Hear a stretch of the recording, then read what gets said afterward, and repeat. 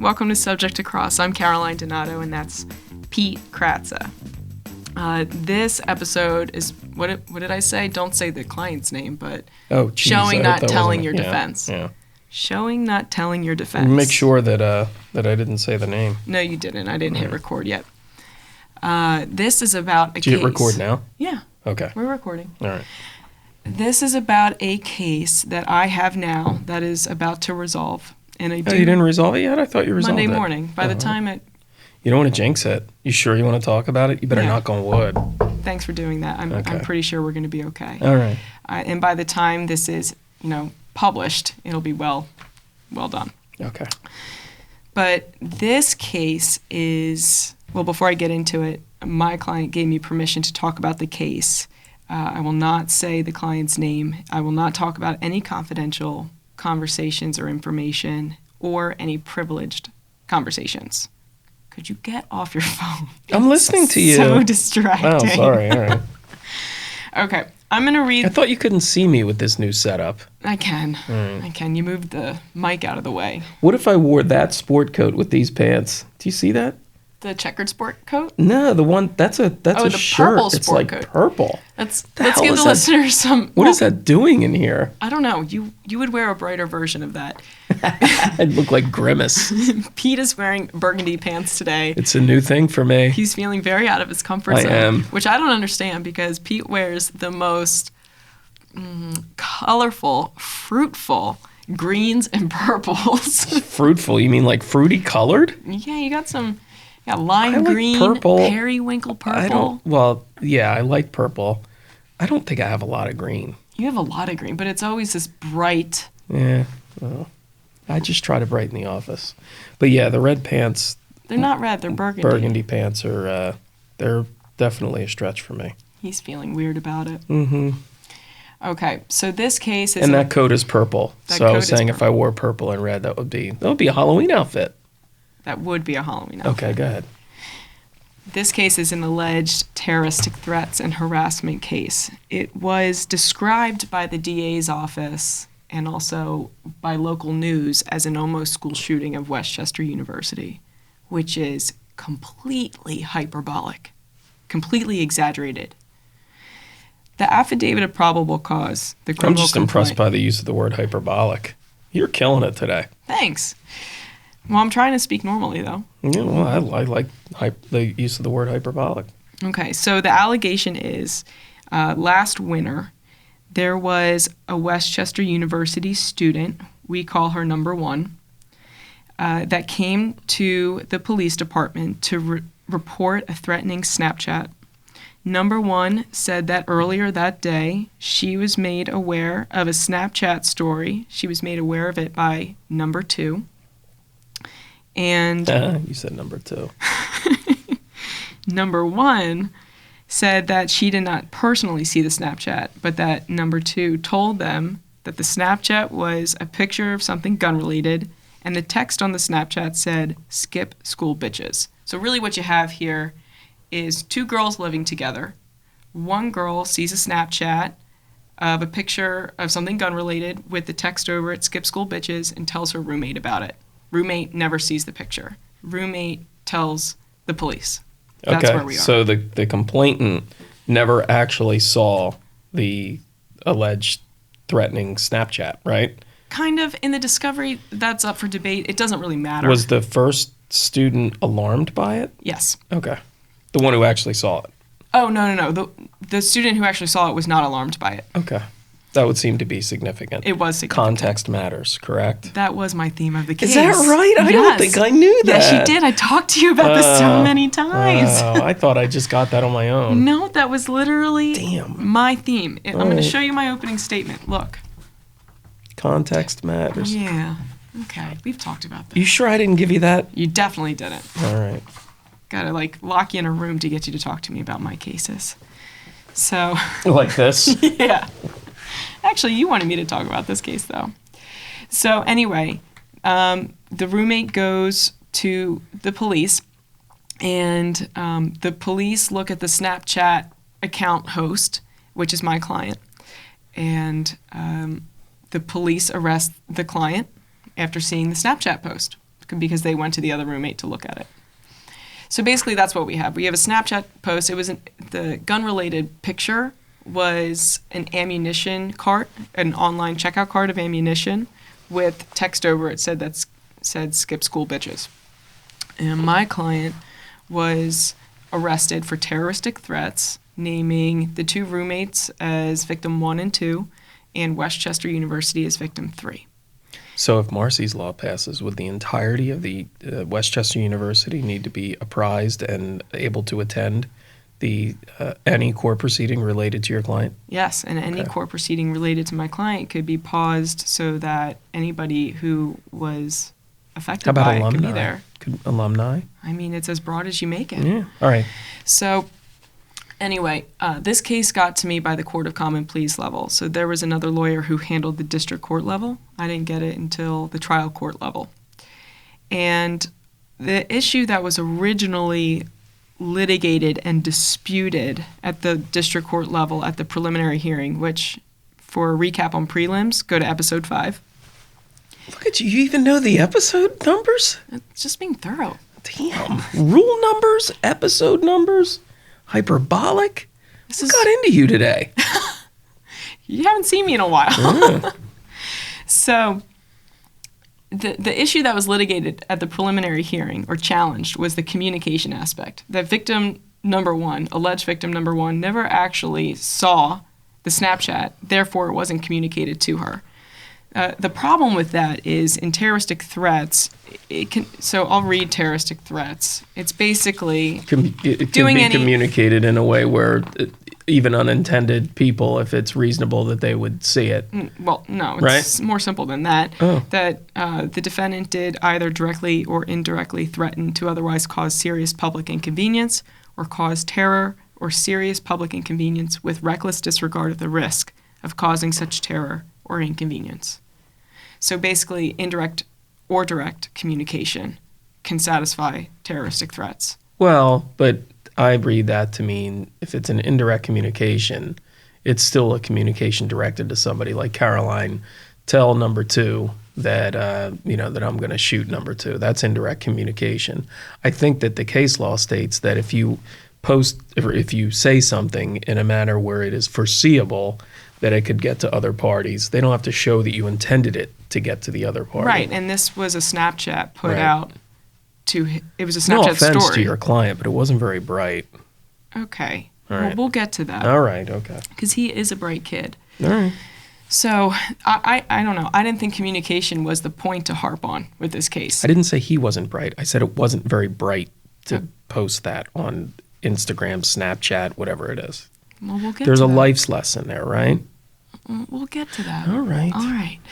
But my point in getting this case was despite the case law and that split hairs analysis between who it was intended for, who it wasn't, how many people saw it, whatever, I didn't think communication was the issue. Was the What issue. was the issue, Caroline? His mens rea. There you go with the big words again. Explain what mens rea means. So in any criminal case, it's broken up into a mens rea and actus reus. Mens rea is the mind, what the alleged criminal had in their mind, and actus reus is the act. So here we had the act. You have to act with criminal intent, whether that be intentionally, knowingly, recklessly, negligently, although under criminal negligence, not civil negligence. There has to be some level of intent to commit a crime.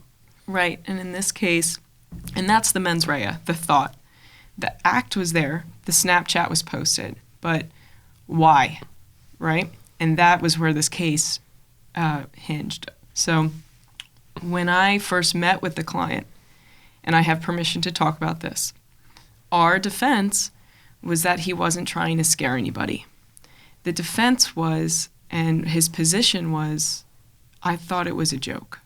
I was kidding. And this has been shared with the prosecutor, Yes, correct? this All was right. shared So with it's the not prosecutor. This privileged. is not All right. privileged. All This right. is not confidential. This is the defense. And this is what happened. And when I first learned of this, which was ultimately shared, everything was ultimately shared. So none of this is confidential or privileged. When I first learned of this, and he said, I thought it was funny. And I said, in what world? In what world is that funny? Well, in my world. And I didn't really understand it, but in meeting with him and talking to him so many times, he was really likable. He was bright. Maybe the post wasn't bright, but he was really bright, and he was credible. He was believable. I believed him. And part of the discovery in this case was his phone dump. So when he was arrested, he had to turn over his phone, and the Commonwealth seized all of the contents from his phone.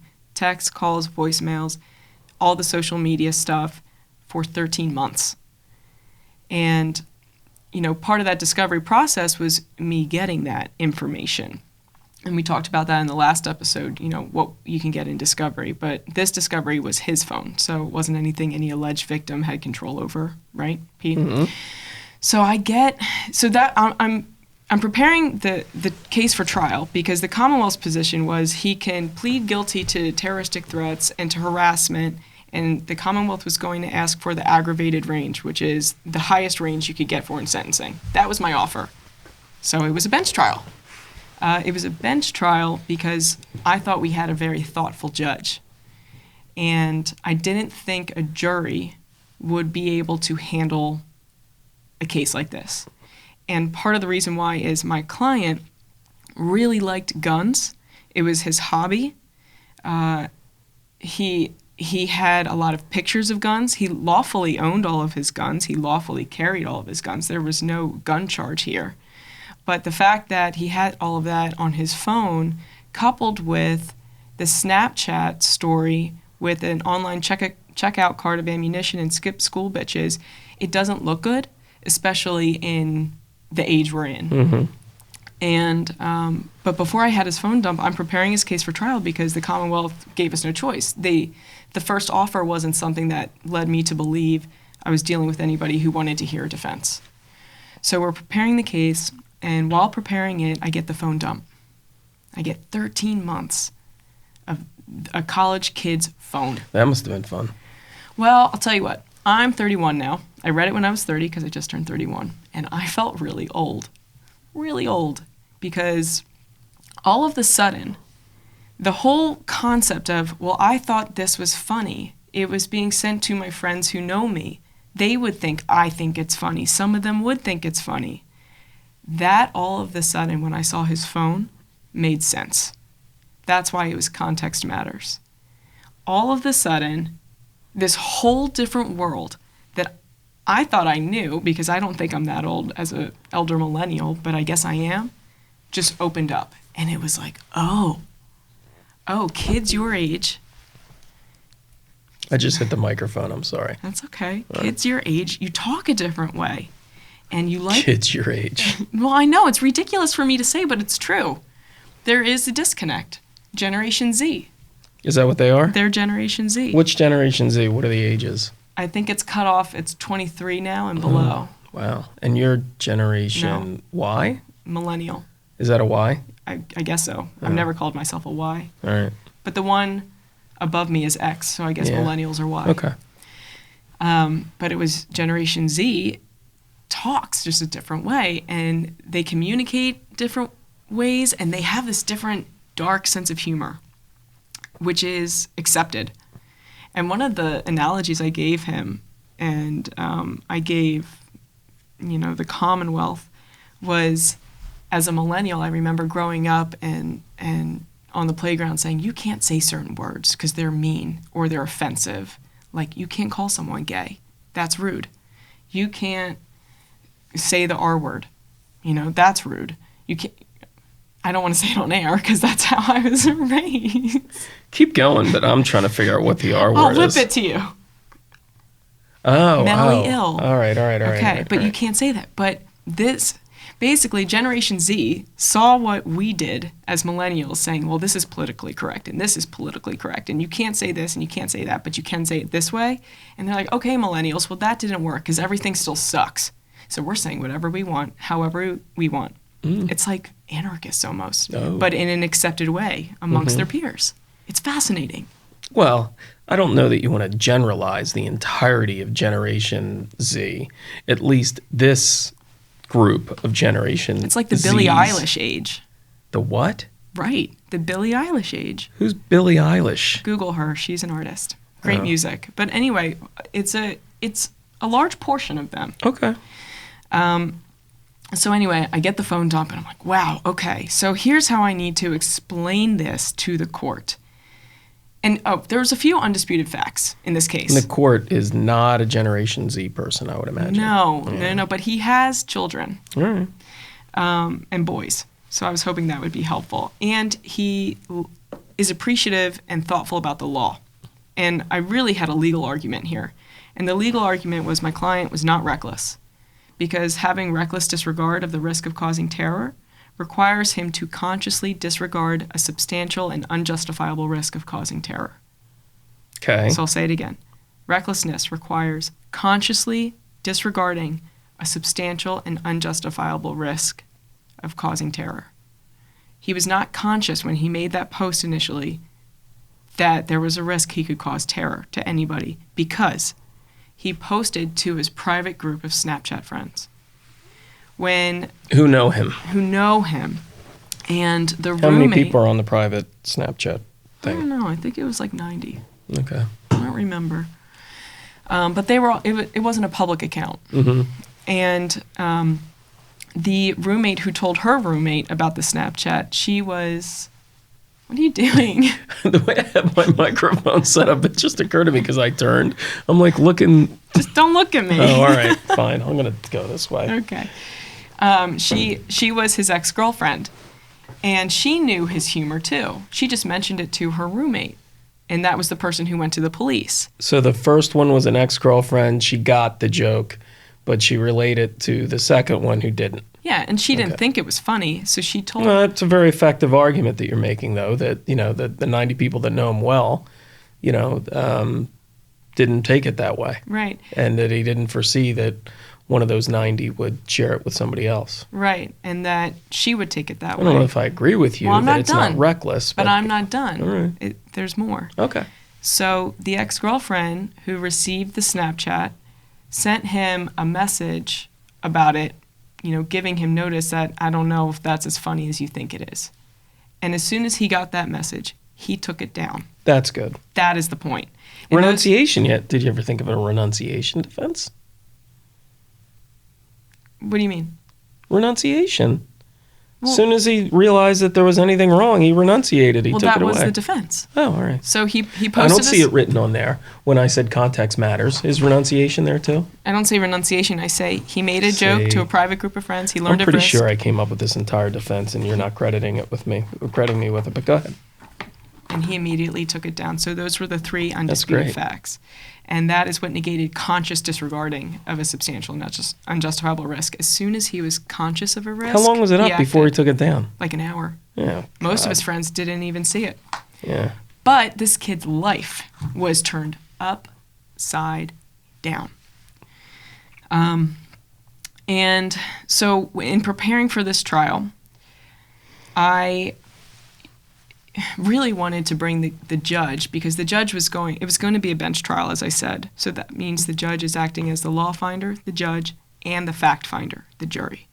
And I wanted to create the world that my client was in for the judge, so that the judge understood the actual context. Because when you just explain it, when you just tell it, it doesn't necessarily resonate with most people. I did a mock jury at work, and I had a variety of individuals and lawyers in there. And some of them got it and some of them didn't. So it really helped me step back and create a demonstrative. A demonstrative in a trial or in any legal proceeding are pictures or PowerPoint or 3D timelines. And I'm in a master's program right now at Temple where they've been reinforcing to us that you have to show and not just tell. And I wanted to show the judge this world. So my opening, and I brought the PowerPoint to describe. Our listeners can't see They that, can't see right? it, but I can describe it. Oh, all right. My opening was all about context matters. And I wanted to show the connection between Generation Z, generally, what they grew up with, what they grew up seeing, the desensitization to school shootings and terrible things, and the evolution of the social media world. And that's really just to explain their sense of humor. So it's I thought this was funny. That's why I posted it to my private group of friends. In what world do you think that's funny? That's my initial reaction as a 30-year-old at the time. You're Well, 31 now. I'm 31 now. Well, in this world. And I wanted to create that world for Oh, the that's judge. cool. So the first slide, let me just bring it up here. Can you see? Mm-hmm. So on my first slide, Oh, right, just hear me out. On my first slide, the first thing that pops up, and this is in the opening statement, so this is the first thing the court would have heard had I been given the chance. And it's a really good thing I worked out this case because it was a great result for the client, but I was ready to try this case too. As soon as I could see the context, it was like, okay, let's do this. So the first slide has, quote, "I should kill everybody at my school," unquote. That's the first quote that pops up. Second quote that pops up, "If anybody's gonna take that bitch down, it's gonna be me," unquote. So right now you're seeing two violent quotes. It's like, okay, where's she going with this? Third quote, "What is it you intend to shoot? A person," unquote. Fourth quote, quote, "I could stand in the middle of Fifth Avenue and shoot somebody and I wouldn't lose voters," unquote. You might see where I'm going now. Maybe not you, Pete. And then the next slide has the same quote, the first quote, "I should kill everybody at school," and then next to it pops up a picture of who it came from. Dave Chappelle from his comedy show. Context. Mm-hmm. Second quote, "If anybody's going to take that bitch down, it's going to be me." And I have a picture popping up of who says that? Stewie from Family Guy. Context. Third quote, "What is it you intend to shoot? A person." South Park. Context. All of a sudden, these aren't so scary because of the context. Fourth quote, "I could stand in the middle of Fifth Avenue and shoot somebody and I wouldn't lose voters." 45. Donald Trump. That one might be a little scary. But the whole point in the first two slides was context matters and showing the court, not just telling the court that context matters. So the second slide is when I explain the 3 points of the case, the client or the defendant, and I would have said his name in court to say who he is and personify him, is he made a joke, that's number 1. He learned of the risk, that's number 2. And number 3, he took it down. 3 undisputed points as to why he's innocent. And then the next slide I have is it's an illustration of basically Generation Z. And it's Did you make that up? No, I didn't make that up. That's from Google. Oh. What don't you like about this? It's disturbing.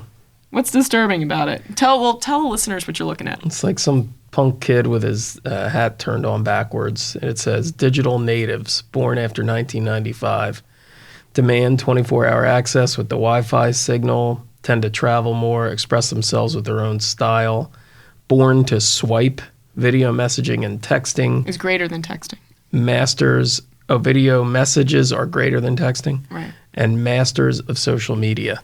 So that's what I'm talking about. Did you see that, like, this generation can grow like a horn on their spine from being like hunched over a phone all the time? That makes me really sad. I do know that there's texting neck from my generation. Yeah. That's what we used to talk about all the time with the lines on your neck from looking down. But then I never always understood that because people who read books. It doesn't have to be a phone. If you're reading a book, I guess you get lines on your I've neck. never heard of texting neck. I mean, I might be giving it the wrong name. Yeah. But after I talked about the 3 points, he learned of a joke. He made a joke to his friends. He learned of the risk and he took it down. I would have said candidly to the court that when I first got this case and I learned that it was a joke, I didn't understand. In what world? And in what world is that funny? And then I received the contents of his phone. And in what world is this funny? In his world, with kids his age. And this was said in his world. It was said in a 90-person setting. Right. And then I explained the client is 20. Because if he said it in a movie theater or something like that, that No, wouldn't be that's his different. world. That would is be- recklessness. Yeah, right. So I say he's 22 years old. He's part of a generation of people born after 1995 to 2012, and they grew up always knowing and having technology and always knowing and having social media. Understanding Gen Z is to understand what happened here. And I explained Gen Z never lived in a time where they can remember when there were landlines or car phones or when AOL was attached to a Stop. landline. You're making me feel old. Stop. No more slides. No, I got to tell you about it. And I have memes up here saying one of them is a video cassette where people don't know what this is. What is this? Another one is young kids trying to use a rotary phone. They don't know how to do it. Do you even know what kind of a video cassette that is to the right? Isn't that just a video cassette? It's a VHS cassette. Video home system? Is that Yeah. what VHS means? There was VHS and there was Beta. I never heard of Beta. Yeah, exactly. But the point is, in using these demonstratives on a PowerPoint and explaining while showing Generation Z, I wanted to bring the court into their world and explain that this is the only world that they've ever known. And I have a slide of Facebook and all social media, Tumblr, Twitter, Pinterest, Flickr, what else is there? Foursquare, I don't even know what that is. LinkedIn, YouTube's a big one. This is their only world, and this is the world today. And to understand this case and what really happened here requires understanding how this generation operates and communicates. And that's online. And that's through Facebook, Instagram, Snapchat, Twitter, Reddit. Then I needed to explain the other side of the coin. And I have a picture of of both sides of a quarter. Showing, not just telling. Although to the listeners, I'm telling you what I'm showing. And I have a slide. This one was going to be risky, but I wanted to try it. And on this slide are a series of dates. April 20th, 1999. September 1, 2001. April 20th, 1999 was the Columbine High School shooting, 13 killed. And then I list September 11th, 2001. That's the 9/11 attacks. Then I list Virginia Tech shooting, and these are all through dates. And by the time I go through all of these dates of pretty much the biggest shootings or mass murders, there's 16, 17. And I point to that. And also a map of 2019 where there's just more shootings than you can even describe in an opening statement without getting objected to. And the whole point is that this, showing you these dates and these shootings is all this generation knows since they've been alive. This is Gen Z. This is what they grew up in. They don't know anything else. This is their social norm. And that's just part of it. It doesn't include climate change issues, political turmoil, financial crises, social justice issues, suicide issues. These are the big issues that this generation has grown up with. And that's why tragedy, the way they make sense of it, is through humor. Where they desensitize, right? Right. They're desensitized, but they also make sense of it through humor. Mm-hmm. And that is where their world of... What's that slide? It looks like the thing you take in Disney World. That's just two bridges coming together. So that's my next slide. Like a monorail or something like that. It's two bridges coming together, bridging together as one, and that's what I think Generation Z, how they communicate, at least my client's world, was this world of social media colliding with everything they've grown up with and that desensitization. And that's the world I wanted to bring to the court and explain that online humor takes many forms. So I was going to play this clip, definitely elicited an objection. Stanley, oh my God, baby, oh, you're okay. This is South Park. Hey, Mom. It's all right, Stanley. We're going to go home and talk about this with your dad, and we will get through this as a family. Come on, get in the car. Dude, what's up Stan's mom's ass?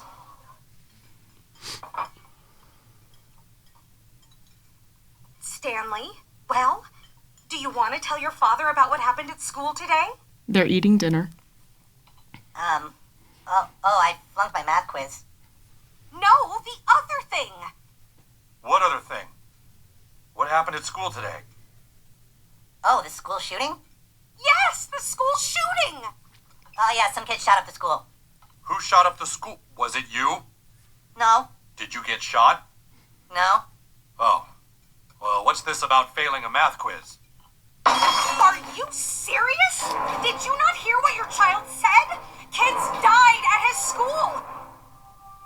Sorry, Sharon. Why are you all acting like this is normal? What is wrong with you people? And that was the clip. Because it's normal for them. So, bridging those two concepts together, Generation Z and their technology world. Makes me want to watch South Park again. Well, it's a good show, but it I really like Cartman. Cartman's the really heavy one, right? right. Yeah. Well, I think I don't know. I never really watched South You Park. didn't watch South I was Park? a Family Guy. Do you know that my mom, when she would babysit our kids, would let them watch South Park?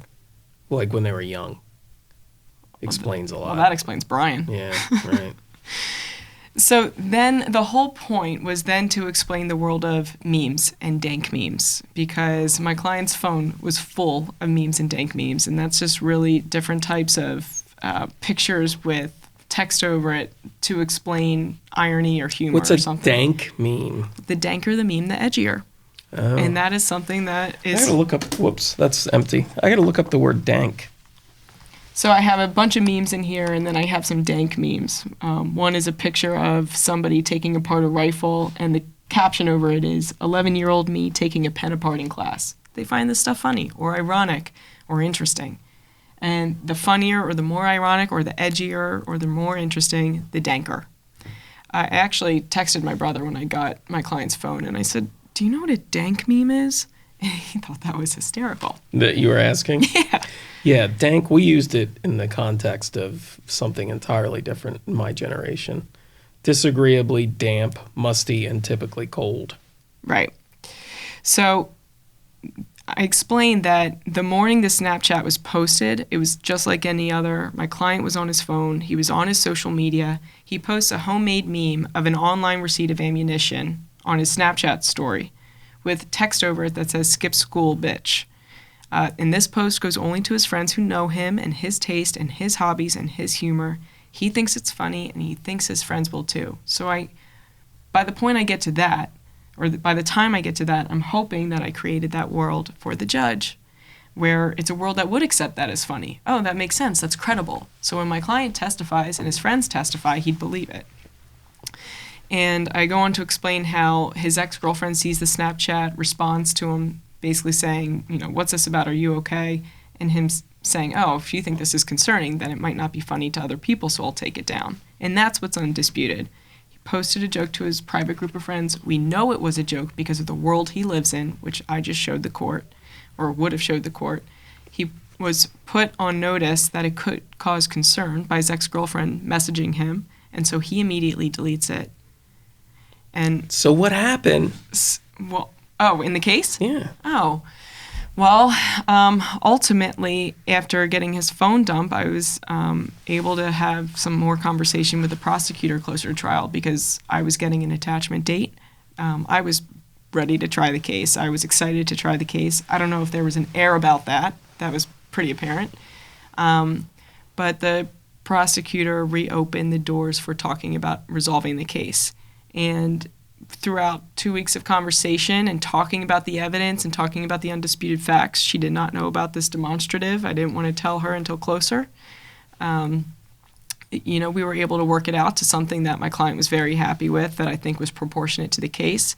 He can have the terroristic threats expunged, the harassment expunged, and hopefully get back to his life. Was it a summary? Yep. Oh. But a summary disorderly. Oh. Mm-hmm.